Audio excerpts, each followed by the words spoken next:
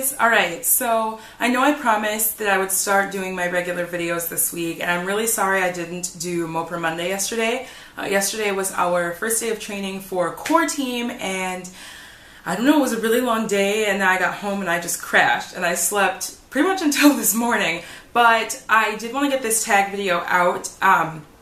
I have a friend, Kat, and on Tumblr, she is doing this May self-love challenge where every day of May you post like a picture or you do a text post about something you love about yourself, about your life. And I think it's a really cool idea, and it was May 6th by the time I had seen this whole thing, so I was like, well, there's no point in starting now. But I do kind of want to do something like that with my tag videos once a month, and so this is going to be self-love challenge or self-love tag of May, and so there are 3 letters in the month of May, so I will say 3 things I love about myself. In June I'll say 4, you know, like that. So yeah, I don't know, so I was thinking about doing this yesterday, and it reminded me of a conversation I had with my friend Suzanne, whose blog I will link below as well. I was talking about how, you know, I always say dumb things or I never have anything to contribute. And she goes, well, you know, I was talking to my boyfriend, and he told me, I was telling him how dumb I was feeling about like a grade she had, and he said, well, if you had a friend in your situation, would you tell her that she's dumb? And she said, no, of course not. And he goes, well, why are you telling yourself that you're dumb? And I thought that was a really, I guess, insightful and interesting take on self-deprecation, because it's so easy to tear yourself down. It's so easy to tell yourself, you know, how bad you are at something, how dumb you are, whatever. But if your friend were to come to you and say the exact same thing you're telling yourself, you'd be so quick to say, oh my gosh, you're so not dumb, or, you know, it's just one test, and you know, I'll help you study next time, or, oh my gosh, everyone has embarrassing moments, like, don't worry about it. And I mean, really, if you wouldn't say it to your best friend, then you shouldn't say it to yourself, because you value your best friend. You held him at such a high regard, but you have to hold yourself higher, which I think is a hard thing for a lot of people to do, because you want to put other people first and you want other people to feel like they're really important. But if you don't value yourself and you don't think of yourself as being important, then how do you expect anyone else to treat you like you're important? Or, you know, because, you know, like I have a friend, a guy friend, and he's so he rates himself, and he's just really self-deprecating, and it's frustrating because I try to build up his confidence, and, you know, I tell him I'm like, wow, you are so good at this, or that was hilarious, you know, you're so funny, whatever. Whenever he gets a compliment, he'll say, yeah, but I'm bad at this, or that was just one time, or things like that. And it's kind of frustrating on my end, because I can see how great he is and how, you know, how much he has to offer, I guess, to the world. And so for him to not absorb that is just, I don't know. So then it got me thinking, I definitely tear myself down all the time. And I'm sure it's frustrating for my friends when they're like, no, Mariah, you're good at this, you're great at that. So I'm going to try to love myself a little bit more. And sorry, this is kind of like half tag, half vlog. But yeah, so I'm going to say 3 things that I love about myself. The first thing, I really like my authenticity. And what got me thinking about this one was yesterday we had our first training day for core, and when we left, I was with my friend Cynthia, and we were talking about, you know, how did we come off to people, because we first met each other over a month ago, so, you know, this is really the first time we've interacted in a long time. And she goes, you came off as so hilarious, like, you weren't obnoxious, you know, you didn't reply, you didn't have a comment all the time, you didn't say a lot, but when you did, it was funny, and if I didn't know you, I'd want to be your friend.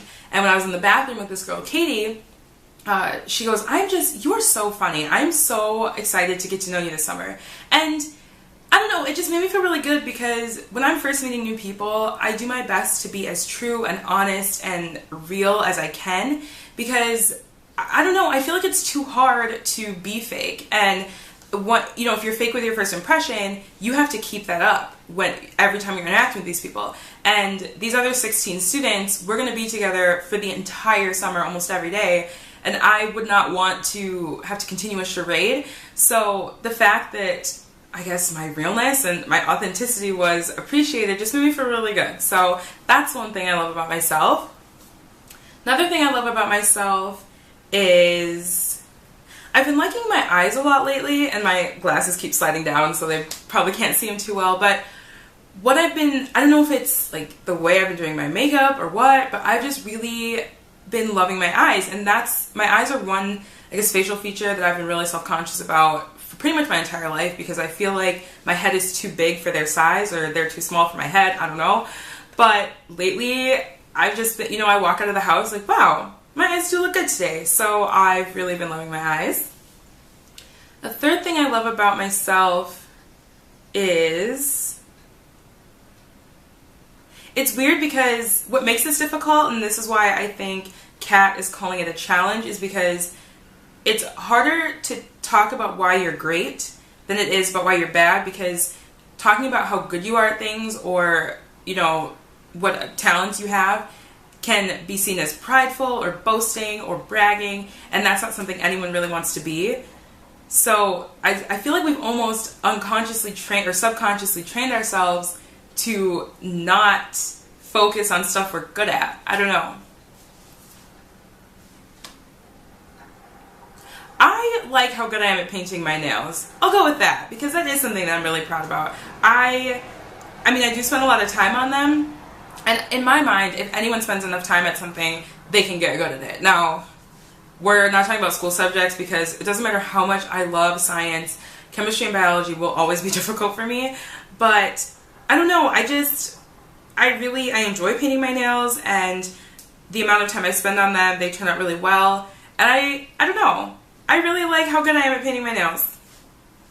Which, speaking of, I got a cup, which I don't have with me. I actually don't have a lot of my stuff with me in my apartment, because this is the week we're supposed to be moving into the residence halls, because we have to live there over the summer, because there's like camps that'll come and stuff like that. And so like I have my camera on top of two 3-wick candles from Bath & Body Works, and then like a little makeup case, because my tripod is with my nail polish, which is at the residence hall. But anyway, the point is, my mom went to this Girl Talk technology event thing, and she got this grab bag of OPI stuff, and so there were samples of the Chip Skip, the Rapid Dry Top Coat, and the Nail Envy, like little mini bottles, and so I gave those a try, and this is day 3 of today's Tuesday. I did this Sunday afternoon, and I've washed my hair, I've taken 2 showers, and I don't know, I've like done my makeup and I've packed stuff, and there's literally, I hope it's focusing, literally no chips. Absolutely no chips whatsoever.